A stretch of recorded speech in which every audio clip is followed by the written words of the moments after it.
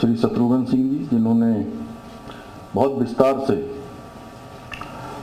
मैं समझता हूँ कि अभी और समय भी होता तो वो 2-3-4 घंटे अच्छे से बोलते हैं इसमें। आप सब लोगों ने ऐसा महसूस किया होगा।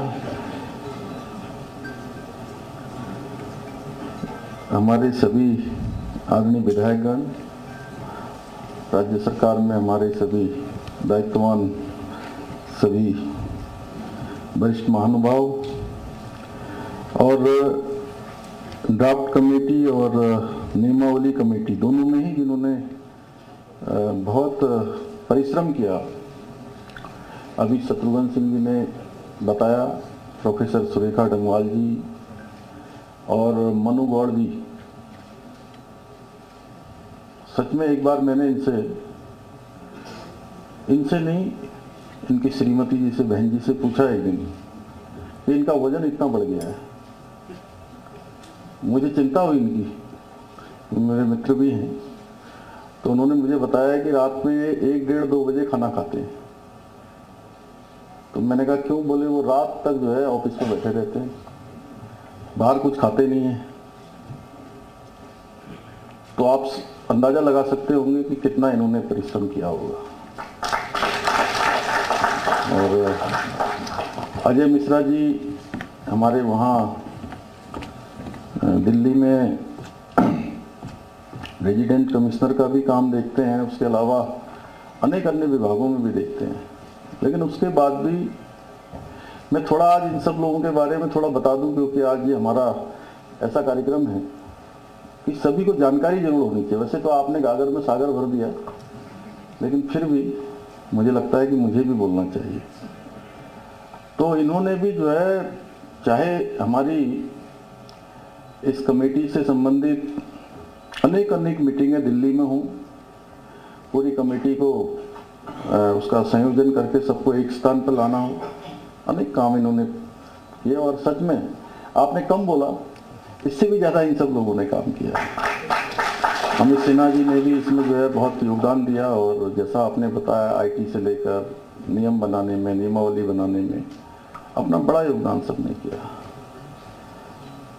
इस अवसर पर उपस्थित हमारे सभी अधिकारीगण, हमारे वरिष्ठ आनंदवर्धन जी, डीजीपी साहब, सभी हमारे सुधांशु जी, हमारे गृह सचिव श्री शैलेश जी, लगातार इसका इन्होंने भी एक तरफ से कोऑर्डिनेशन बनाया। और बहुत टेक्निकल चीज़ें थी जो कई बार आप लोग उसको चाहते थे, इसको अच्छा होने के लिए ये भी सोचते थे कि उसको अच्छा करें।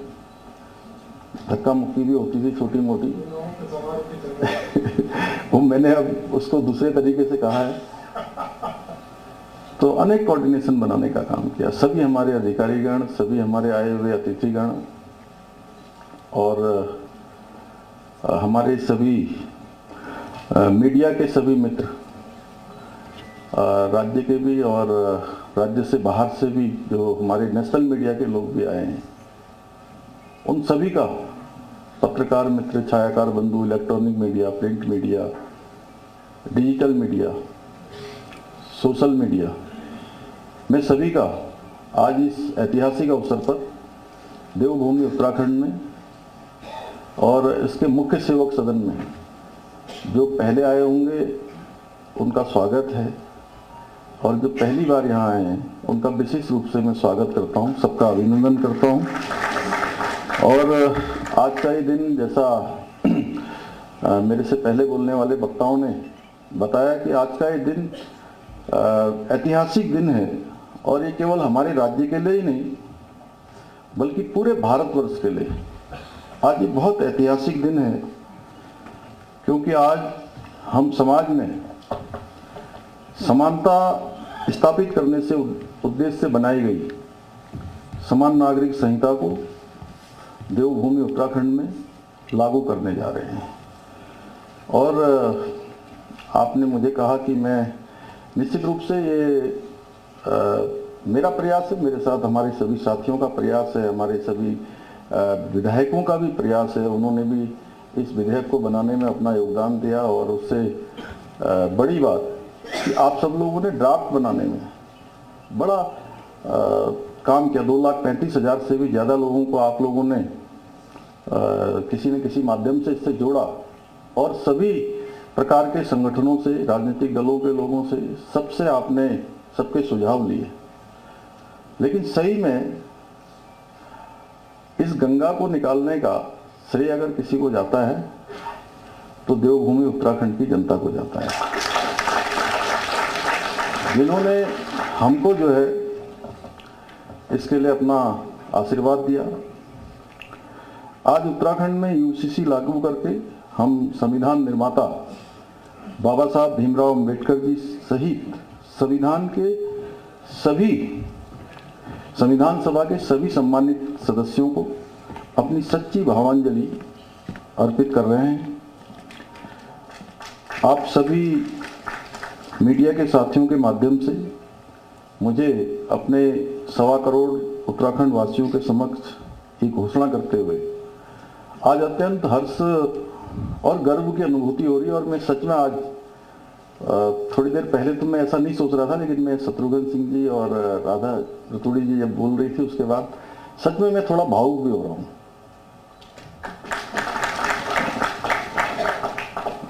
कि इसी क्षण से आज उत्तराखंड में इसी क्षण से समान नागरिक संहिता पूर्ण रूप से लागू हो गई है और इसी क्षण से उत्तराखंड राज्य के समस्त नागरिकों के संवैधानिक और नागरिक अधिकार एक समान हो गए हैं और इसी क्षण से सभी धर्म की महिलाओं को समान अधिकार प्राप्त हो गए हैं। जो हम बार बार कहते थे कि देश की आधी आबादी का एक पूरा कानून है, तो ये पूरा कानून देवभूमि उत्तराखंड में लागू हो गया है। आज के इस अवसर पर मैं आदरणीय प्रधानमंत्री श्री नरेंद्र मोदी जी, आदरणीय गृह मंत्री श्री अमित शाह जी को भी समस्त उत्तराखंड वासियों की ओर से हार्दिक धन्यवाद देता हूं कि जिनके मार्गदर्शन में आज हम इस कानून को देवभूमि में लागू करने में सफल हुए हैं। साथ ही मैं इस कानून को धरातल पर उतारने में अपना महत्वपूर्ण योगदान देने वाले मैंने शत्रुघ्न सिंह जी का और मनु जी का और सुरेखा जी का, अजय मिश्रा जी का, आपका तो मैंने यहाँ से नाम किया ही था, लेकिन अभी रंजना प्रकाश देसाई जी, तो जिनको मैं बहुत आदरपूर्वक कभी दीदी भी कहता था, मुझे बहुत बार ऐसा हुआ शुरुआत के दिनों में जब वो मतलब नया नया जब परिचय हुआ था, उनका भी और जस्टिस प्रमोद कोहली जी का भी विशेष रूप से उनका धन्यवाद करता हूं। आप पूरी कमेटी का धन्यवाद करता हूं। नियमावली बनाने के सभी सदस्यों का, उनके अध्यक्ष जी का, शत्रुघ्न सिंह जी का, उनका भी, और हमारे विधानसभा के सभी सदस्यगणों का, और न्याय एवं विधायी विभाग से संबंधित सभी अधिकारीगणों का, गृह विभाग, पुलिस विभाग, हमारे सभी विभाग जिनका अभी शत्रुघ्न सिंह जी ने नाम लिया, आईटी विभाग के लोग हैं, कौन कौन से शैलेश जी, और आईटी डीटी, और सभी विभागों ने और सभी कार्मिकों ने, गार्गी जी का नाम लिया, उनका लिया, नितिका जी का लिया, राम उनियाल जी का लिया, तो और कोई है? हाँ, उन सभी का और सभी संबंधित अधिकारीगणों का, हमारे सभी कार्मिकों का मैं धन्यवाद देता हूं। और ये क्षण मेरे लिए आज सच में बहुत भावनात्मक क्षण है, क्योंकि जो हमने संकल्प लिया था 2022 के विधानसभा चुनाव में अपने प्रदेश के देवतुल्य नागरिकों से जो हमने वायदा किया था, आज हम वो वादा पूरा कर रहे हैं। और सच में तब मैं नया इस दायित्व पर आया था, नया मुख्यमंत्री की मैंने शपथ ली थी, और 7 महीनों में ही हमको चुनाव में जाना था। उस समय बहुत सारे लोग ये विश्वास नहीं कर रहे थे कि दोबारा से मतलब इस काम को हम आगे बढ़ा पाएंगे या दोबारा सरकार में आएंगे। पर चुनाव से पहले हमने यूसीसी लागू करने का वायदा करते समय मुझे पूरा विश्वास था, और मेरे मन में मेरे कई साथी हैं जो यहाँ पर बैठे भी हैं, हमारे वरिष्ठ अधिकारीगण भी हैं, वो हमारे मित्रों की श्रेणी में भी हैं, तो वो बाद में भी मुझे कहते हैं आज भी कि आपके मन में 1% का भी कोई संशय नहीं था कि दोबारा सरकार में आप नहीं आओगे। लेकिन उस समय बहुत सारे लोग नहीं सोचते थे। दीपम जी, आप यहाँ नहीं थे उस समय।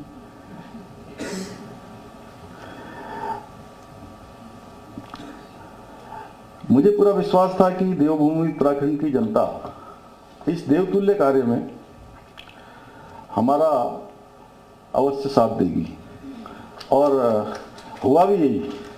उत्तराखंड में पहली बार राज्य स्थापना के 22 सालों के बाद पहली बार जो सरकार थी दोबारा वो सरकार आ गई। ये राज्य के अंदर एक राज्य में मिथक बना हुआ था, पहले एक परिपाटी थी कि हर बार सरकार बदल जाती है। क्यों रणबीर जी, आप तो मेरे साथ DIPR के डायरेक्टर थे उस समय, आपसे बेहतर कोई नहीं जान सकता है। थोड़ा हास्य विनोद भी हो जाए, क्योंकि आपकी बातें सुन के थोड़ा लोग जो है अभी हाँ नहीं, लास्ट में तो आपने उसको सरल बना दिया, जो सरलीकरण हमारा मंत्र है। लेकिन शुरुआत में थोड़ा सा मुझे लगता है कि दिमाग में जोर पड़ा होगा थोड़ा। मैं गलत तो नहीं कह रहा हूं? क्यों मुन्ना भाई साहब, आप तो बहुत हमारे संविधान के वो हैं।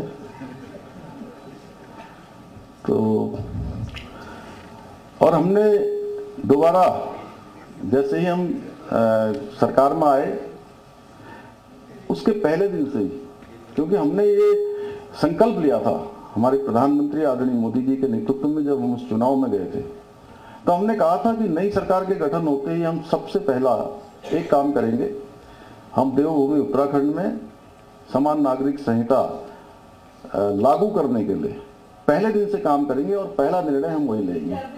और हमने पहला निर्णय वही किया था। हमने अपना काम प्रारंभ कर दिया और आज वो दिन आ गया, आ ही गया। लगभग 3 साल हो गए। मुझे याद है कि 12 फरवरी 2022 को मैंने ये संकल्प देवभूमि उत्तराखंड की जनता के सामने रखा था, और लगभग 3 साल होने को है।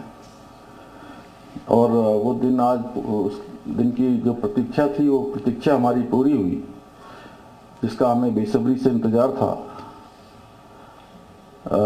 भाइयों बहनों, अगर मैं एक वाक्य में कहूं तो समान नागरिक संहिता जाति, धर्म, लिंग आदि में अंतर के आधार पर कानूनी मामलों में होने वाले भेदभाव को समाप्त करने का एक संवैधानिक उपाय है। इसके द्वारा सभी नागरिकों को समान अधिकार देने का प्रयास किया गया है। इसके लागू होने से प्रदेश में सच्चे अर्थों में महिला सशक्तिकरण सुनिश्चित हो सकेगा, जिसके बारे में मैंने अभी कहा कि सशक्तिकरण भी होगा, सुरक्षा भी होगी। इसके द्वारा जो कुछ कुरीतियां हैं, अब हलाला, इद्दत, बहुविवाह, बाल विवाह, 3 तलाक आदि जो कुप्रथाएं हैं, उन पर पूरी तरह से रोक लगाई जा सकेगी। हमारे मीडिया के मित्र, मुझे बीच में, मैं दिल्ली के चुनाव में था तो वहाँ मुझसे मिलने आए थे, तो कुछ लोगों ने मुझसे प्रश्न किया था ऑन कैमरा कि आपने इसमें से जनजातियों को अलग कर दिया है, तो ये समान नागरिक संहिता कैसे है? अब मैं थोड़ा टेक्निकल भी हो गया आप लोगों के साथ, बहुत ज़्यादा नहीं, लेकिन फिर भी, क्योंकि आप लोगों को तो लिखना पढ़ना होता है और सब बनाना होता है, वो फेस तो हम ही लोगों को करना होता है, जवाब हमको ही देना होता है। तो हमने संविधान के अनुच्छेद 342 के अंतर्गत वर्णित हमारी अनुसूचित जनजातियों को इस संहिता से बाहर रखा है। जिससे कि उन जनजातियों का और उनके रीति रिवाजों का संरक्षण किया जा सके। और वैसे हमारी ड्राफ्ट कमेटी जब उनके पास गई थी तो उन्होंने कहा था उस समय कि हमारी जो पहले इस प्रकार की जो भी बातें थी अब हम उस तरह से नहीं है मतलब, लेकिन फिर भी अगर हमको कुछ समय दे दिया जाए तो भारत के संविधान में जो विशेष उनको प्रिविलेज मिला हुआ है उसी के अनुरूप ये ड्राफ्ट बनाते समय ड्राफ्ट कमेटी ने उसका ड्राफ्ट में उन सभी प्रावधानों को किया है। भाइयों बहनों, आज के इस अवसर पर मैं पुनः स्पष्ट करना चाहूँगा कि समान नागरिक संहिता किसी भी धर्म या पंथ के खिलाफ नहीं है। बार बार ये बात भी आती है कि साहब क्यों सादाब शम्सी जी, बार बार ये बात आती है कि जो है ये किसी को टारगेट किया जा रहा है। ये किसी को टारगेट करने जैसी कोई बात नहीं है। ये समाज की जो कुप्रथाएं हैं उनको मिटाकर सभी नागरिकों को समानता से समरसता स्थापित करने का एक कानूनी प्रयास है। और इस कानून के माध्यम से किसी भी धर्म की मूल मान्यताओं और प्रथाओं को नहीं बदला गया है, केवल कुप्रथाओं को दूर किया गया है। यही कारण है कि विश्व के प्रमुख मुस्लिम देशों में सहित दुनिया के सभी सभ्य देशों में पहले से ही समान नागरिक संहिता लागू है। ये शायद कम लोगों को जानकारी होगी। काजमी साहब, आप बहुत बोलते हो हमारी तरफ से टीवी में ना, आप लोग सब इनको सुनते होंगे। काजमी साहब को, मुफ्ती मोहम्मद कासमी साहब हैं ये हमारे, तो ये आपको बार बार पक्ष रखना पड़ता है, सादाब जी को रखना पड़ता है, अन्य लोगों को रखना पड़ता है। तो ये पूरे मुस्लिम देशों सहित दुनिया के अधिकांश देशों में ये संहिता लागू है। इस कानून द्वारा सभी धर्मों के लोगों के लिए विवाह और विवाह विच्छेद तो समझ गए ना। उसको डिफाइन तो नहीं करना है कोई आप लोगों को, भैया बाद में मत कहना, क्योंकि अभी अलग अलग से वो मैं नहीं बता पाऊंगा। मैं इसलिए ऐसे बोल रहा हूं कि आप लोग अपनी वो उसमें रख लीजिए सब लोग मीडिया में। नहीं तो क्या होता है सौरभ जी, एक बार फिर एक को मतलब एक भी भाई ने लिया तो फिर मुझे जो है 2-3 घंटे जो है इसी में लग जाते हैं। आज क्योंकि कल से राष्ट्रीय खेल भी प्रारंभ हो रहे हैं तो अभी उसमें भी पूरी रात तक काम करना है, सब लोगों को तैयारी करनी है। विनोदा, आप लोग तो मेजबान हैं यहाँ पे। तो विवाह विच्छेद एवं उत्तराधिकार आदि से संबंधित नियमों का, इन सभी नियमों को समान कर दिया गया है। जैसे सभी धर्म के लोग अपने अपने रीति रिवाज के अनुसार विवाह कर सकते हैं, इसमें कोई परिवर्तन नहीं किया गया है। कोई कह दे कि साहब जो है हम आनंद कारज करते हैं, हमारे मान साहब बैठे कहाँ गए हो हैं, तो आनंद कारज में कोई बदलाव नहीं, बल्कि आनंद कारज लागू किया है हमने तो इसमें। ये पहले जो है विदेश जाते समय बड़ी परेशानी होती थी। उधम सिंह नगर में बहुत लोग परेशान रहते थे, क्योंकि मैं वहाँ बचपन से रहा हूँ उन सबके बीच में, तो वो सरल कर दिया।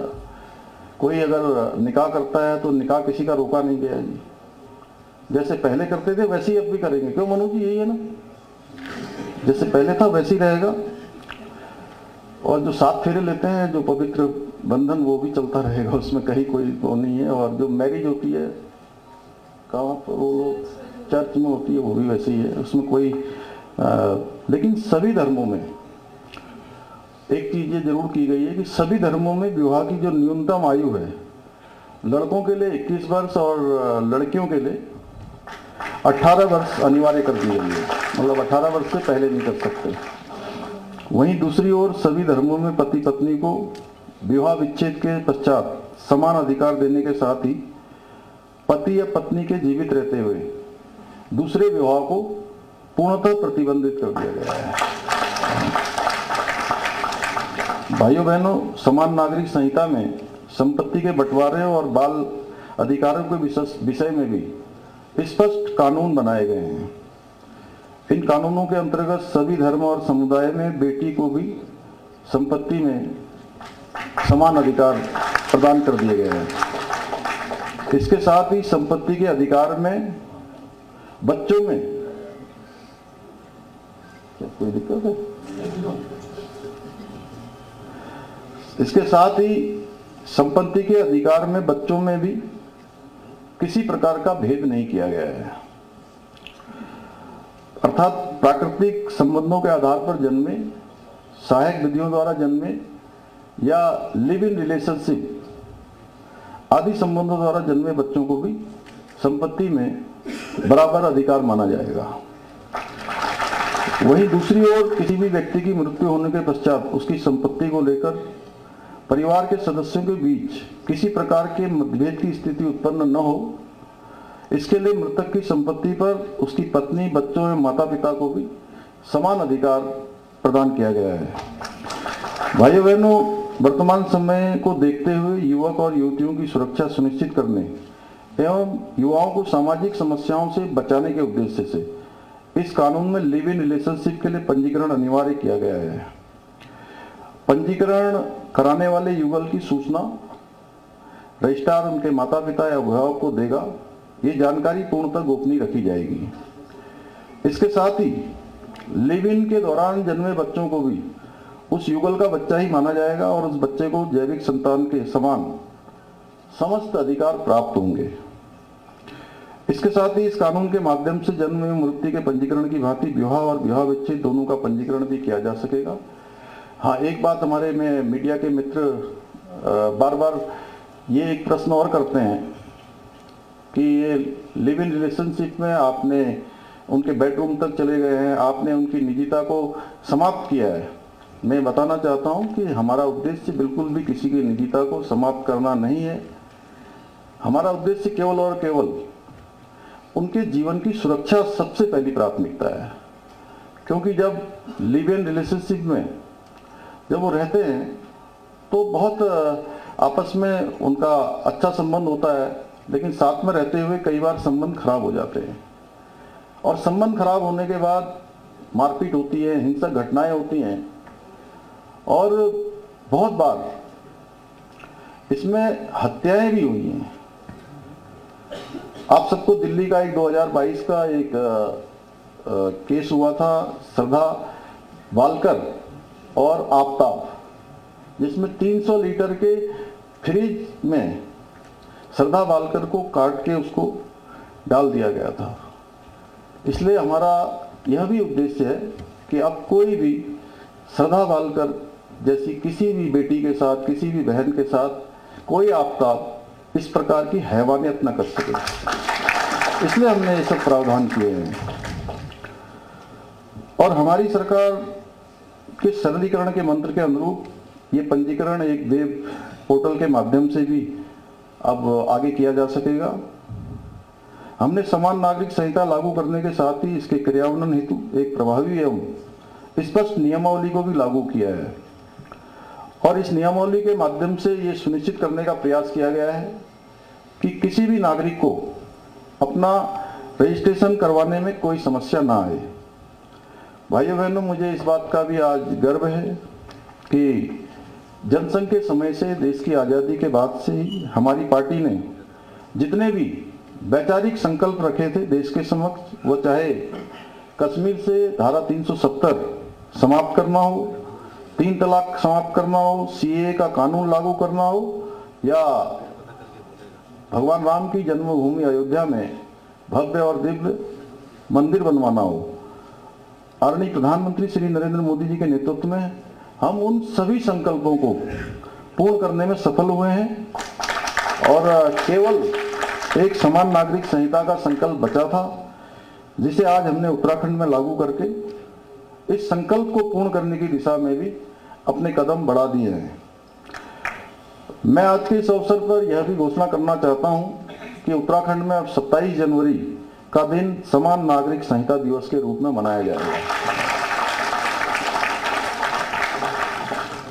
भाइयों बहनों, जिस प्रकार से पतित पावनी मां गंगा देवभूमि उत्तराखंड से निकलकर पूरे देश भारत को अपने पवित्र जल से अभिषेचित करती है, जल और जीवन देने का काम करती है, उसी प्रकार से ये उत्तराखंड से निकलने वाली समान नागरिक संहिता की गंगा भी ये समरस धारा देश के सभी देशवासियों को निकट भविष्य में आगे बढ़ने के लिए प्रेरित करेगी, सभी को लाभ देगी। इन्हीं शब्दों के साथ एक बार फिर से मैं आदरणीय प्रधानमंत्री जी का और आदरणीय गृह मंत्री जी का हृदय से धन्यवाद करते हुए आप सबका, इतनी बड़ी संख्या में आप सब आए, आप सब लोगों ने भाग लिया और ध्यान से सारी बातों को सुना है, आपके माध्यम से जन जन तक जाएंगी। और मैंने आज ये भी कहा है कि राज्य के अंदर मुख्य सचिव महोदया बैठी हैं, राज्य के अंदर इसमें वाद विवाद की प्रतियोगिताएं हों, हमारे विश्वविद्यालय, विद्यालय, सभी जगह, हमारा पुलिस डिपार्टमेंट, जो कि डीजीपी साहब को मैंने बताया है कि वो भी इसमें इनिशिएटिव लेके सबको जो है बताएंगे कि आखिर चूंकि क्या है कि अब आज लागू हुआ है तो निश्चित रूप से सबको इसका लाभ मिलना है, अंततः जन जन का ये कानून बनना है, तो इसलिए हमको इस प्रकार के इनिशिएटिव भी लेने होंगे। पुनः सभी का धन्यवाद करते हुए मैं अपनी बात समाप्त करता हूँ।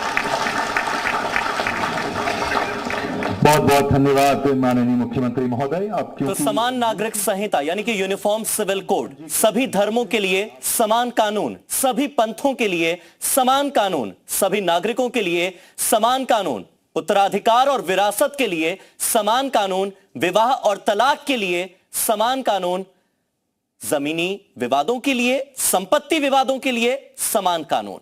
और यह समान कानून लागू करने वाला भारत का पहला प्रदेश उत्तराखंड बन चुका है। उत्तराधिकार के लिए समान नियम सभी पर लागू होंगे, सभी धर्मों पर, सभी पंथों पर, सभी वर्गों पर एक समान नियम होंगे। ग्राम सभा में रजिस्ट्रेशन की सुविधा होगी और विवाह रजिस्ट्रेशन पर भी समान कानून लागू होगा। यूनिफॉर्म सिविल कोड का मतलब ही है समान नागरिक संहिता, यानी कि हर नागरिक के लिए एक समान कानून लागू होगा। अब इसका प्रभाव क्या होगा? इसका प्रभाव यही होगा कि विवाह और तलाक के क्षेत्र में पहले से अविवाहित होंगे वो ही विवाह कर सकेंगे, यानी कि एक साथ 2 शादी या 3 शादी या 4 शादी नहीं चलेगी।